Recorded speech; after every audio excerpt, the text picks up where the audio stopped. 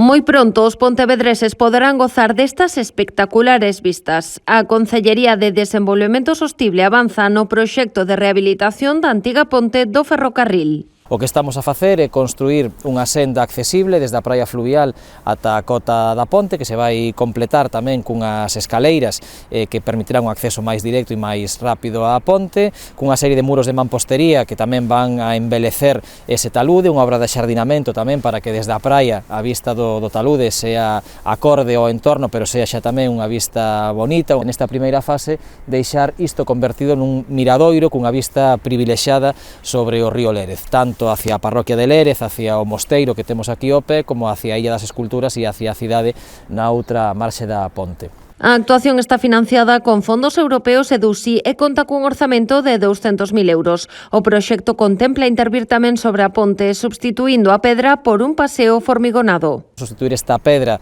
da vía por un paseo formigonado que permita recorrer a ponte en perfectas condicións e con total comodidade, sustituir a bella baranda para garantir a seguridade das persoas que podan subir aquí, completalo con iluminación. As obras continuarán xa nunha segunda fase que desta volta fará da ponte un nexo entre as dúas beiras do río. Construiremos unha senda ladeira arriba para conectar co entorno do mosteiro de Lérez e do centro de saúde e ladeira abaixo para conectar tamén coa senda peonil que discurre pola marxe dereita do río Lérez, de tal forma que esta ponte servirá de conexión entre as dúas sendas peonís de ambas marxes do río e tamén de conexión entre Lérez e Monteporreiro, tanto peonil como ciclista. Esta intervención incluirá xa nos fondos destinados á creación da futura vía verde entre Vilagarcía e Pontevedra, un proxecto que conta con financiamento europeo a través do Plan de Sostibilidade Turística en Destino. Isto será probablemente un dos puntos máis atractivos e un dos elementos máis singulares que terá esa vía verde